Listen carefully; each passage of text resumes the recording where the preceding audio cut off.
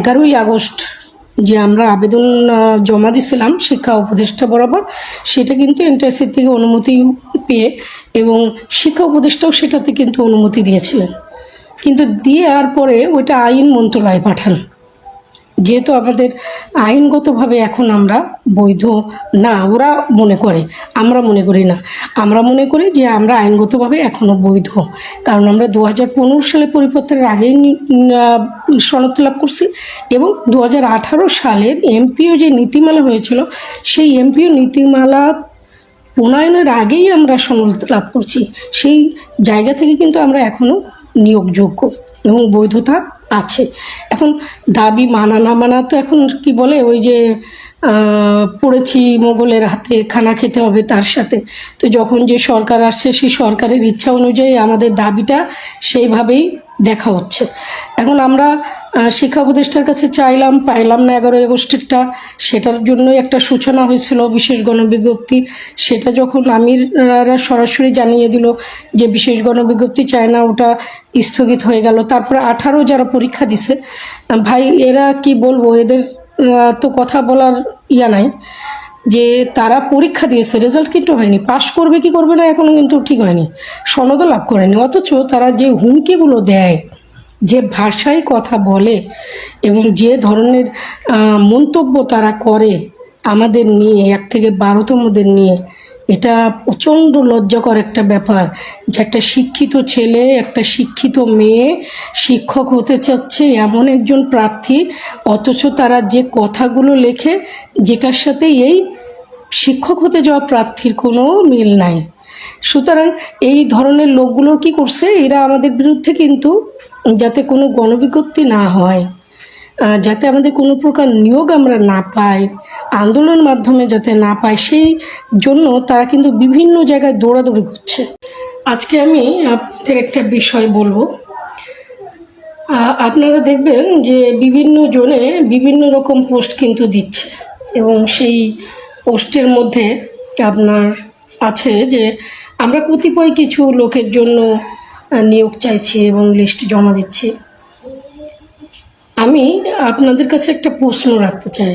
আচ্ছা বলুন তো, এটা এই যে আমাদের নিয়োগটা দীর্ঘ বছর ধরে হয়নি এবং দীর্ঘ বছরে আমরা অনেক কিছু করেছি, যেমন ধরেন আন্দোলন থেকে শুরু করে আপনার আবেদনপত্র জমা দেওয়া, বারবার দেখা করা, কূটনৈতিক তৎপরতা চালানো, এভরিথিং, সব কিছু। এমনকি 2016 সাল থেকে আদ্যবধি আমাদের নিয়োগ বঞ্চিত কিছু ভাই বোনেরা রিটের সাথে আছে এবং আইনি লড়াই লড়েও কিন্তু নিয়োগের কোনো সুরাহা আজ পর্যন্ত হয়নি। তাহলে কতিপয় লোকের জন্য নিয়োগ চাওয়া বা নিয়োগ হওয়া, এটা কি সম্ভব? এটা একটা জাতীয় ইস্যু।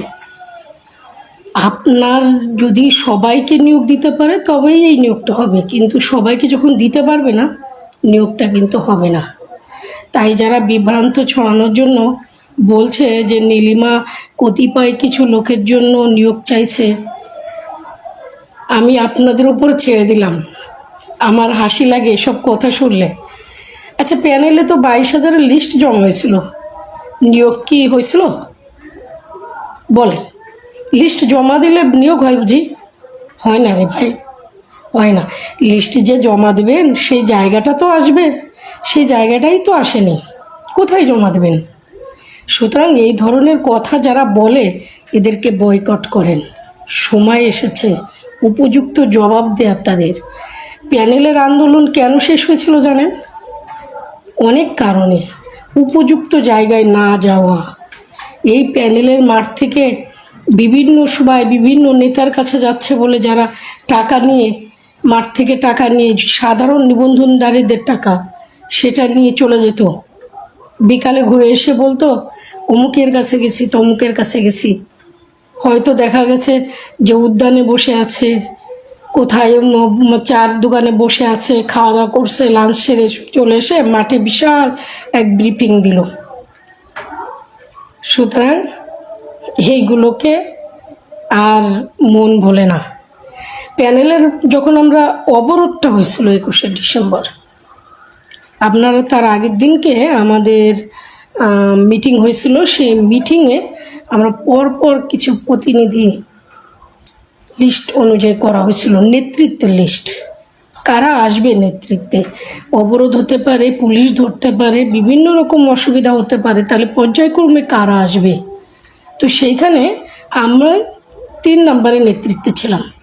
প্রথমে ছিল আমির ভাই, তারপরে ইয়াসিন ভাই, তারপরে আমার নাম নীলিমা চক্রবর্তীর নাম ছিল।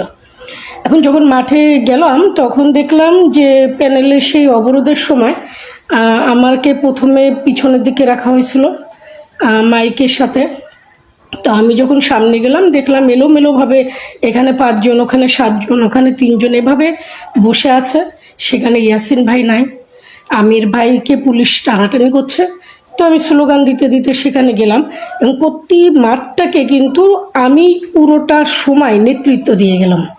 কিন্তু যখন শিক্ষামন্ত্রীর ফোন আসলো ইয়াসিন ভাইয়ের কাছে, তখন আমরা মাঠে এতজন লোক, আপনারা বিশ্বাস করবেন কিনা জানি না, যারা ওখানে উপস্থিত ছিল তারা জানে, কারোর কাছ থেকে কোনো মতামত নেওয়া হয়নি। এতগুলো মানুষ রাস্তায় অবরোধ করলো, তারা 4 ঘন্টা ধরে মাঠে বসে আছে, অথচ তারা একটা বারও তাদের মনে হলো না যে এই মানুষগুলোর কাছে একটু মতামত জিজ্ঞাসা করি তারা মাঠটা ছাড়বে কিনা, অবরোধটা তুলবে কিনা। না জিজ্ঞাসা করেই ফোনটা কানে ধরে মাঠটা ছেড়ে দিল। আমাদের নিয়োগের আশা সেদিনই শেষ হলো। এরপরও অনেক দৌড়ানো হচ্ছে, যত জায়গায় গেছি প্রত্যেকটা জায়গা থেকে কথা আসতো যে শিক্ষামন্ত্রী না করে দিছে, এটা আর হবে না, এটা আর হবে না। অনেক কষ্টে ভাই প্রায় 2 বছর ধরে ছুটতে ছুটতে একটা গণবিজ্ঞপ্তির ব্যবস্থা হয়েছিল। আমি বলি না যে গণবিজ্ঞপ্তিতে সবার নিয়োগ হতো, কারণ আমরা যে নিয়োগ বঞ্চিত হয়েছি সে তো গণবিজ্ঞপ্তিতে আবেদন করে হয়নি বলেই তো হয়েছি। গভর্নিং বডির অনৈতিক কার্যকলাপের জন্য হয়েছি, রাজনৈতিক বৈষম্য, অর্থনৈতিক বৈষম্য। এখন আমাকে বলেন যে এই যে গণবিজ্ঞপ্তি যখন প্রকাশ হওয়ার কথা হচ্ছিল, তাহলে আপনারা একটা জিনিস বুঝতে পারতেন যে একটা আইন আপনাদের পক্ষে আসবে। আইন যখনই আসবে তখনই কিন্তু একটা বিজ্ঞপ্তি প্রকাশ করা হবে, কিন্তু আপনি যদি অঙ্কুরেই সেটাকে নষ্ট করে দেন তাহলে সেই আইনটা আসার আগেই আপনি নষ্ট করে ফেললেন। তো সুতরাং গণবিজ্ঞপ্তি, বিশেষ গণবিজ্ঞপ্তি কিন্তু এই ইয়াসিনই উপযুক্ত জায়গায়, শিক্ষা মন্ত্রণালয় বলেন, এনটিএসসি বলেন, উপযুক্ত জায়গায় বলে আসছে না তারা বিশেষ গণবিজ্ঞপ্তি চায় না, তারা সরাসরি নিয়োগ চায়। ভালো কথা। আমরা হোয়াটসঅ্যাপের একটা গ্রুপ খুলি, চূড়ান্ত আন্দোলন বলে। সেখানে আমির ভাই, ইয়াসিন ভাই, গুলরুক মনি, আগের সাবেক সেক্রেটারি জাহিদ হাসান, তামান্না, আমরা যারা আছি প্রত্যেককে অ্যাড করছিলাম যে আমরা এক হওয়ার জন্য একটা মিটিং করব, এবং সেই মিটিংয়ে তাদেরকে জয়েনও করছিল। এবং আমরা প্রত্যেকেই আমাদের তরফ থেকে কে কী করতে চায়, আন্দোলনে কী জন্য ডাকছি, কি হবে এই আন্দোলনে, আমাদের ইচ্ছেটা কী, উদ্দেশ্য কী, লক্ষ্য কী, সব কিছু পরিপূর্ণভাবে বলা হয়েছে। বলা হওয়ার পরে আমি কিন্তু আমি ইয়াসিন ভাইকে বললাম যে বড় ভাই, ছোট ভাই, আপনারা আসছেন, কুশল বিনিময় তো অবশ্যই করছি, সৌজন্য কথা যেটা থাকে যথেষ্ট সম্মান দিয়ে বলেছি ভাই, কোনো মতবিরোধ নাই, যদি কিছু ছিল বিরোধিতা তো নাই, কারণ আমাদের কারোর জায়গা জমি নিয়ে কোনো লড়াই না। এটা মতবিরোধ হতে পারে নিয়োগের ক্ষেত্রে, তারা যেটা চাচ্ছে আমরা হয়তো একটু ভিন্নতা চেয়েছিলাম, নিয়োগের জন্য আমরা সবটুকু পথ অবলম্বন করতে চাইছিলাম। যাই হোক, এখন এটা বাদ। এখন আমরা তাকে প্রস্তাব দিলাম যে আসেন ভাই, এবার একসাথে আমরা আন্দোলনটা করি, নেতৃত্বে আপনারাই যাবেন, আমরা আছি, আপনারাও থাকবেন, সম্মিলিতভাবে আমরা এটা করি, এবং এক হওয়ার জন্য আমাদের কী করতে হবে আমরা সেই বিষয়টা নিয়ে আলোচনা করি। তো আমির ভাই বলল যে আমরা সবাই আজকে এই জায়গাটাই থাকি, তারপরে আলোচনা হবে। ইয়াসিন ভাই বললো আমি পদ চাই না, পদবি চাই না, আমার চাই নিয়োগ। তো আরেকটা গ্রুপে মিটিং ডাকছে, আমাকে জয়েন করতে হবে বলে তিনি চলে গেলেন। আমির ভাইও গেল, কিছুক্ষণ পর ফিরে আসলো। ফিরে আসার পর বললো আমরা এখানে কথা বলতে পারছি না, আমরা আরেকটা গ্রুপে জয়েন করবো, হতে এই করা। তা আমি অনেক অনুরোধ করলাম, ওখানে যারা ছিল প্রত্যেকে অনুরোধ করলো যে দেখেন এখানে একটা অনেক দিন পরে সবাই একসাথে হয়েছি, আমরা আলোচনা করে আমরা এক হয়ে কীভাবে আন্দোলনে নামতে পারি সেই বিষয়টা নিয়ে চিন্তা করি। এবং সেইখানে আপনি যে আমরা আলোচনার মাধ্যমে যে সিদ্ধান্তটা হবে সেই সিদ্ধান্তটা আমরা অন্য গ্রুপগুলোতে জানিয়ে দেবো।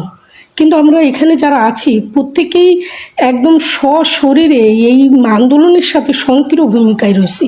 সুতরাং এখান থেকে অন্য কোথাও যে আপনি সিদ্ধান্ত কী দিবেন, আমরা একসাথে সিদ্ধান্ত নিই। তা আমাদের অনেক অনুরোধ সত্ত্বেও সেদিন কিন্তু আমির ইয়াসিন ভাই মিটিং থেকে চলে গেলেন।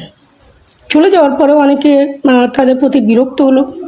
বিরক্ত হওয়ার পরে আমি কিন্তু বললাম, ঠিক আছে, আমরা আগামী দিন আবারও এই মিটিং কল করব আমির ভাই ইয়াসিন ভাইকে নিয়ে, আমরা কিভাবে এক হয়ে কাজ করতে পারি সেটা নিয়ে আলোচনা হবে। তো তার পরের দিনকে আমাদের যে মিটিংয়ে জয়েন করার পরে দেখলাম যে আমির ভাই ইয়াসিন ভাই জয়েন করেনি। তো আমরা আমাদের যে সহসভাপতি জান্নাতুল ফেরদৌসী ওনাকে বললাম যে 3 জনকেই কল দেন। তো পরপর দুইবার করে কল দেওয়া হয়েছে, কলগুলো কিন্তু কেটে দিয়েছে, কল রিসিভ করেনি। তখন অরবিন্দ কুণ্ডু বলে একজন ছিলেন, বরিশালে বাড়ি, আপনারা হয়তো অনেকে চেনেন।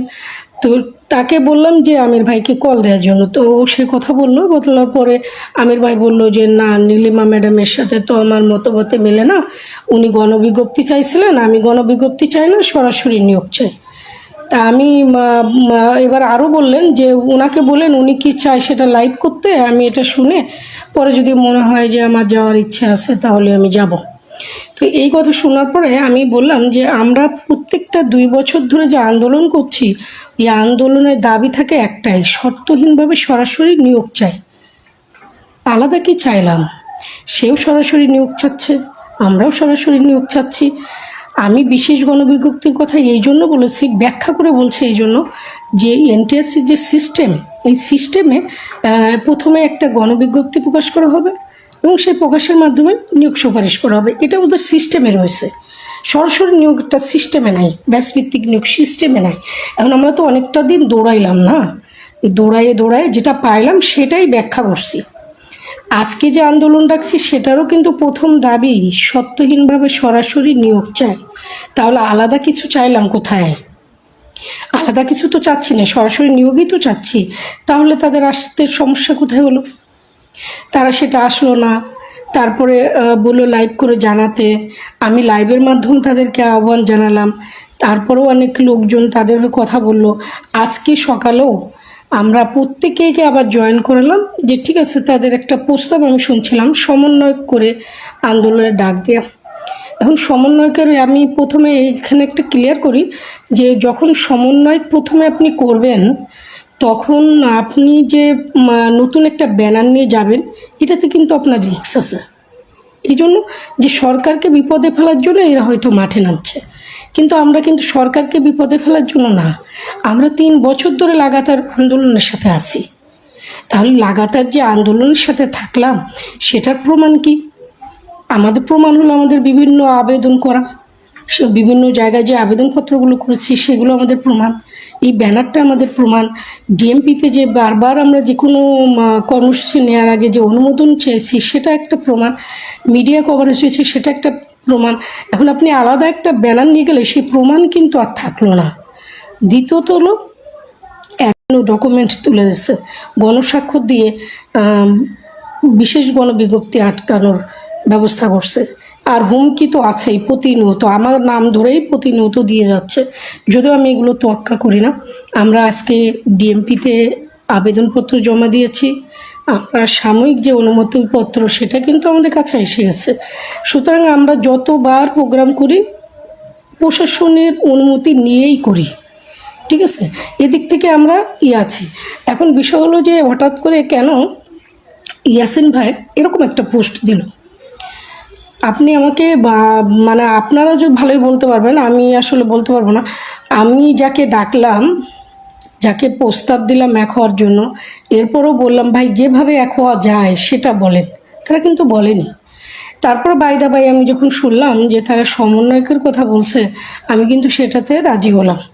আজকে আমাদের একটা সকালে মিটিং হয়েছে, ঠিক আছে, ওকে সবাইকে নিয়ে সমন্বয় তৈরি করে একটা আন্দোলনে নামা হবে, সংগঠনের হয়তো ইয়েটা বজায় রেখে। কারণ আমরা যদি একদম নতুনভাবে যাই তাহলে আমাদের আগের যে কাজগুলো হয়েছে সেগুলো কিন্তু ভ্যালুলেস হয়ে যাবে। সেজন্য যেটা আইন মন্ত্রণালয় আছে আমাদের একটু আন্দোলনের ফলে ওইটা কিন্তু সুফল বয়ে আনবে, ওটা কিন্তু আমাদের পক্ষে চলে আসবে। তো সেই জায়গা থেকে আমরা একেবারেই সম্পূর্ণভাবে পৃথক হয়ে যেতে পারি না, এটাকে ধরে রেখে নতুন কিছু সমন্বয় করা যায়। তো আমরা সেই চিন্তাটাই আজকে করছিলাম। আজকে আমরা সকালবেলায় আবারও আমি ভাই ইয়াসিন ভাই গুলরুক যারা আছে ওদেরকে সকলকে অ্যাড করছি যে আজকে রাত্রে মিটিং হবে। কিন্তু দুঃখের বিষয় যে আজকে আমি যখন দুপুরবেলায় রান্না করছিলাম তখনই আমরা সিদ্ধান্ত নিলাম যে রান্নাটা শেষ করে ইয়াসিন ভাইকে কল দেব এবং তাকে প্রধান সমন্বয়ক হিসেবে নিয়ে আমরা আন্দোলনটা করব। আমি মনে করি যে এটা আমাদের শেষ লড়াই। আর আমি চাই না দ্বিধা দ্বন্দ্ব মতভেদ নিয়ে কেউ আসুক। আমি চাই এবার আমাদের নিয়োগটা হোক, আর যদি নিয়োগ না হয় তো এবারই শেষ হোক, মাঠে আর নামবো না। অনেক হয়েছে, অনেক টাকা গেছে, অনেক শ্রম গেছে, সময় গেছে রে ভাই, অনেক গেছে। এটা বললে অনেকে বিশ্বাস করবে, অনেকে বিশ্বাস করবে না। হিউজ পরিমাণ টাকা চলে গেছে। প্যানেলটা ছিল, সেখানে মানুষ টাকা দেওয়ার জন্য ব্যস্ত ছিল, টাকা দিছে, নেতারা ঘুরছে।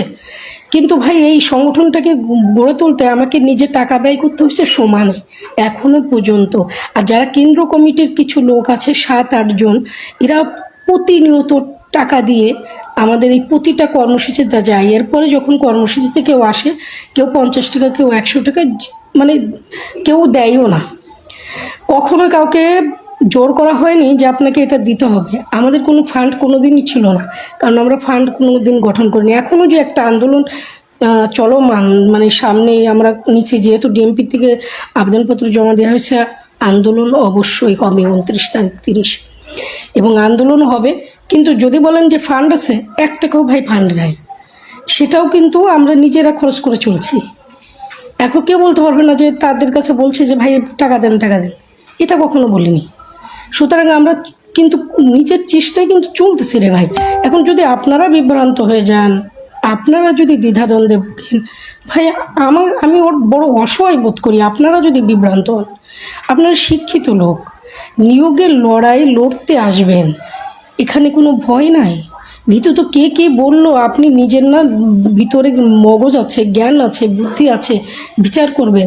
এটা কখনো সম্ভব? কিছু লোকের নিয়োগ, তাহলে প্যানেলে কেন 22,000-এর নিয়োগ করাতে পারলো না? তখন তো 1 লাখের উপরে নিয়োগ বঞ্চিত ছিল। তো এই 1 লক্ষ লোক যেখানে নিয়োগ বঞ্চিত ছিল 1 লক্ষের উপরে, তখন 22,000 একটা লিস্ট জমা দিয়েছিল ইয়াসিন আমির ভাইরা, তাহলে সেই নিয়োগ কেন পাইলো না? এটা কখনো হয় না। নিয়োগ হলে সবার হবে, না হলে কারোর হবে না। সুতরাং যারা এই ধরনের কথাবার্তা বলে, অনুরোধ করব বিরত হন। সবার নিয়োগের স্বার্থে কিছু করতে না পারেন, চুপ থাকেন। যদি এগিয়ে আসতে পারেন আসেন, নাইলে কাউকে পিছনে টেনে নেবেন না। দিদি, আপনার কাছ থেকে একটু সময় নিতে চাচ্ছি, আমি মাঝখানে একটু ইন্টারফেয়ার করি। সেটা হলো, আসলে 1 থেকে 12তম, 1 থেকে 17তম বা 13-14 যাই বলেন না কেন, আপনাদের আন্দোলন একটাই, অবজেক্টিভ একটাই, সেটা হলো 35+, যাদের বয়স 35 বছর পার হয়ে গিয়েছে, তারা আইনতভাবে নিয়োগ পাওয়ার অযোগ্য বলে বিবেচিত করেছে সরকার। যদিও এটা বিভিন্ন সময় বিভিন্নভাবে এনটিসিআরে তাদের সাথে নিয়োগ না দিয়ে বিভিন্নভাবে প্রতারণা, বিভিন্নভাবে নিষ্পেষণ চালিয়েছে। তো সেই ক্ষেত্রে আপনাদের নিয়োগ পাওয়ার জন্য যেটা সবচেয়ে প্রয়োজন এখন জরুরি, সেটা হলো সকল ভেদাভেদ ভুলে গিয়ে 1 থেকে 12তম, 13 থেকে 14তম বা 17তম স্বতন্ত্র, এই 3টা গ্রুপে বিভক্ত না হয়ে আপনারা যদি একটা প্ল্যাটফর্মে দাঁড়াতে পারেন 3টা গ্রুপ মিলে, তাহলে নিয়োগ পাওয়াটা যতটা সহজ হবে, অন্য কিছুতে হয়তো এতটা সহজে পাওয়া যাবে না। তারপরেও আপনারা নেতৃস্থানীয় যেসব ব্যক্তিবর্গ চেষ্টা চালিয়ে যাচ্ছেন, আপনারা চেষ্টা চালিয়ে যান, আশা করি সফল হবেন। তবে এই মুহূর্তে যেটা প্রয়োজন সেটা হলো আপনাদের ইউনিটিটা ফার্স্ট প্রায়োরিটি দিতে হবে। আপনারা সকল নেতৃস্থানীয় ব্যক্তিবর্গ একত্রিত হয়ে আন্দোলনকে চালিয়ে যান, আশা করি সফলতার মুখ দেখবেন।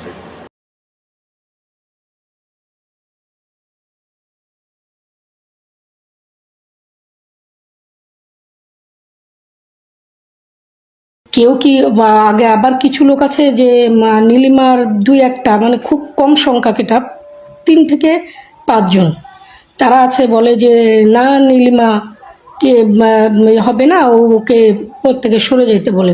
আরে ভাই, পদ আমি নিজের একটা সংগঠন নিজে দাঁড় করাইছি, সংগঠনটাকে আমি দাঁড় করাইছি, এই সংগঠনটা আমি করে তুলেছি, সুতরাং আমি কোথাও থেকে কোথাও চলে যাওয়ার নেই, আপনারা কিছু আমাকে দিয়ে যাননি, এটা আমি তৈরি করছি। আপনার যদি কাজ করার ইচ্ছে থাকে ভাই, আপনি নিজে একটা তৈরি করে কাজ করেন, সমস্যা নাই তো। কিন্তু কারোর তৈরি করা জিনিসকে আপনি নষ্ট করে দিতে বলেন, ভেঙে দিতে বলেন, আন্দোলন বন্ধ করে দিতে বলেন, এটা তো হয় না। এরপরও জিএম ইয়াসিন ভাইয়ের পোস্ট দেখার পরে আমি কিন্তু একজনকে দায়িত্ব দিয়েছিলাম, রাসেল হাসান বলে, ওনাকে দায়িত্ব দিয়েছিলাম যে জিএম ভাইয়ের সাথে কথা বলেন, আমরা একটা ডিসিশন নিচ্ছি, তারা সমন্বয়ক থাকবে এবং সেই প্রধান সমন্বয়ক, আমার কোনো আপত্তি নেই। কিন্তু সে কী করলো, সে বলেছে যে আন্দোলনটাকে আগে স্থগিত করতে বলেন, তারপরে দেখব। এটা একটা জিএম ইয়াসিন এই কথাটা বলতে পারে, যেখানে ডিএমপি থেকে আবেদনপত্র জমা হয়ে গেছে, আন্দোলন রাত পোহালে 29 তারিখ রবিবার, তারা এখন বলতেছে এই আন্দোলনটাকে যেন আমরা স্থগিত করে দিই।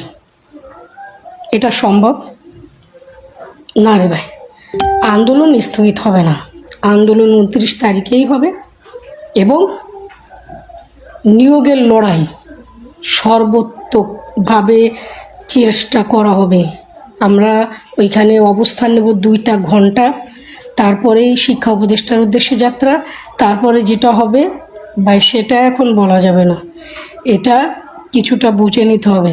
কিন্তু আপনি যদি না আসেন আর আমরা যদি ব্যর্থ হই ওই দিন, ভাই দায়টা আপনার, দায় আপনার, এই দায় আপনি এড়াতে পারবেন না। আমরা সর্বাত্মক চেষ্টা করছি, মাঠ তৈরি করে দিচ্ছি, সমস্ত অ্যারেঞ্জ করে দিচ্ছি, আপনাদের আহ্বান করছি, এরপরও যদি আপনারা না আসেন তাহলে কিভাবে হবে? আরেকটা জিনিস, ফান্ড নাই, কিন্তু আমরা যারা কমিটিতে আছি, যারা আছি এখনও প্রতিনিয়ত প্রথমে দিয়েই কাজটা শুরু করি, তারা করবো। আর তারপরে যদি কেউ স্বেচ্ছায় দিতে চান সেটা তার ইচ্ছা, কিন্তু আমরা চেয়ে আর বিব্রতকর পরিস্থিতিতে পড়তে চাইনি। আমি আজ পর্যন্ত কোনো কর্মসূচির আগে কারোর কাছে টাকা চেয়েছি এরকম কোনো রেকর্ড নাই। কেউ বলতে পারবে না নিয়োগ দেব, আমাকে একটি টাকা দেন, 500 টাকা দেন, একটি লোককেও দাঁড় করাতে পারবেন না। সুতরাং এইসব কথাগুলো যারা লিখছে তাদের বয়কট করেন, সময় এসেছে। এরা নিয়োগ চায় না, এরা তামাশা খেলা শুরু করছে, এদের চায় ধান্দা, এরা এটাকে একটা রুজি রোজগারের পেশা বানিয়ে নিয়েছে, যেটার থেকে লিস্ট করে কয়দিন পর্যন্ত করে। আজকে যে সারা অনলাইনে দেখবেন যে অমুক উপজেলা অমুকের কাছ থেকে লিস্ট পাঠাও, হোয়াটসঅ্যাপে যোগাযোগ করো, কেন করছে রে ভাই? মানে এইগুলো আসলে হয় না। আমি এখনও আহ্বান করতেছি যে আমির ভাই, ইয়াসিন ভাই, প্রত্যেকে যারা আছে 2-5 জন, আমি তাদেরকে অনুরোধ করব এখনও আসুন, সময় আছে, আমরা এক হয়ে আন্দোলনের লড়াই লড়ি। আপনার সমন্বয়ক হয়ে কাজ করতে চান, আমি সমন্বয়ক আপনাদেরকে অবশ্যই বানাবো, আপনারাই নেতৃত্ব দেবেন, আমরা থাকবো পিছনে। কিন্তু ভাই বিভেদ ছড়ায়েন না, আর এই নিয়োগের লড়াইটাকে নষ্ট করেন না। এবার যদি ফিরে আসি রে ভাই, কোনো কিছুই পাবেন না, অনেকটা কষ্টে আবারও কিন্তু চেষ্টা করছি, কতটা রিস্ক নিয়ে যেতে হচ্ছে। তারপরও আমি বলবো যে আমরা কিন্তু সর্বস্তরে সেনাবাহিনীর সাথে। বন্ধুরা, এই ধরনের শিক্ষামূলক পোস্ট সর্বশেষ খবর জানতে আমাদের চ্যানেলটির সাথে থাকুন এবং আমাদের চ্যানেলটি সাবস্ক্রাইব করে বেল বাটনটি বাজিয়ে দিন, তাহলে সর্বশেষ শিক্ষামূলক খবরগুলো আপনার নোটিফিকেশনে চলে যাবে এবং আপনি সর্বশেষ খবরটি জানতে পারবেন। ধন্যবাদ।